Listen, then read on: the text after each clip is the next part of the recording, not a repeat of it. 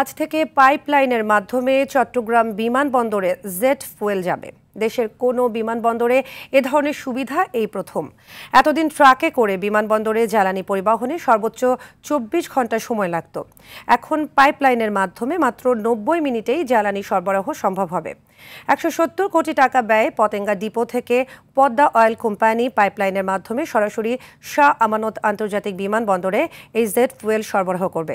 পদ্মা অয়েলের ব্যবস্থাপনা পরিচালক মফিজুর রহমান বলেন, এই প্রকল্পকে দেশের জ্বালানি খাতের একটি মাইল ফলক হিসেবে ধরা হচ্ছে। আগে বিমানবন্দরে তেল পৌঁছাতে ১০ থেকে ১৫ জনের প্রয়োজন হতো। এখন একজন অপারেটর কম্পিউটারের মাধ্যমে পাম্প চালাতে পারবেন। এতে বছরে সাশ্রয় হবে অন্তত ২.৫ কোটি টাকা।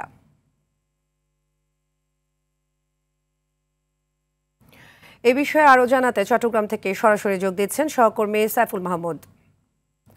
সাইফুল, পাইপলাইনে বিমানবন্দরে জ্বালানি সরবরাহের বিষয়ে আমাদের বিস্তারিত জানাবেন।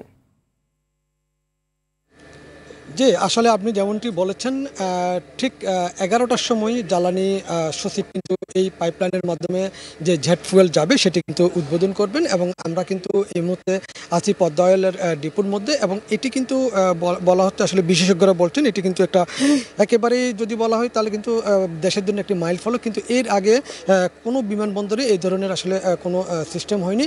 যদিও এই বিষয়গুলো উন্নত বিশ্বে রয়েছে, কিন্তু বাংলাদেশে প্রথম এই কাজটি করছেন পদ্মা অয়েল কোম্পানি।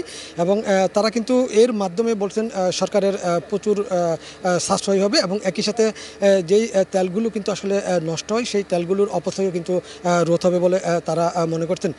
১১টার সময় জ্বালানি উপদেষ্টা এটি উদ্বোধন করবেন। এর পরে কিন্তু তিনি সংক্ষিপ্ত ভাষণ দিবেন। এর পরেই তিনি হয়তো এখান থেকে বিদায় নেবেন। আমরা আপনাদেরকে আসলে একটু দেখানোর চেষ্টা করছি যেই পাইপগুলোর মাধ্যমে কিন্তু আসলে এই তেলগুলো জেট ফুয়েলগুলো এই বিমানবন্দরে যাবে, সেই পাইপগুলো দেখানোর চেষ্টা করছি। আসলে এগুলো ওনারা দীর্ঘদিন ধরে কাজ করছেন এবং এই কাজ সম্পন্ন করার পরে ওনারা কিন্তু আসলে আজকের এই দিনটির জন্য অপেক্ষা করছেন। এবং এই দিনটি এখানকার যারা কর্মচারী আছে তারা কিন্তু উৎসাহ উদ্দীপনার মধ্যে দিয়ে কিন্তু এই অনুষ্ঠানটির আয়োজন করেছেন। এবং তারা কিন্তু বলছেন আসলে এটি বাংলাদেশের জন্য একটি মাইলফলক, যেহেতু এর আগে কোনো বিমানবন্দর এই ধরনের কাজ করেনি।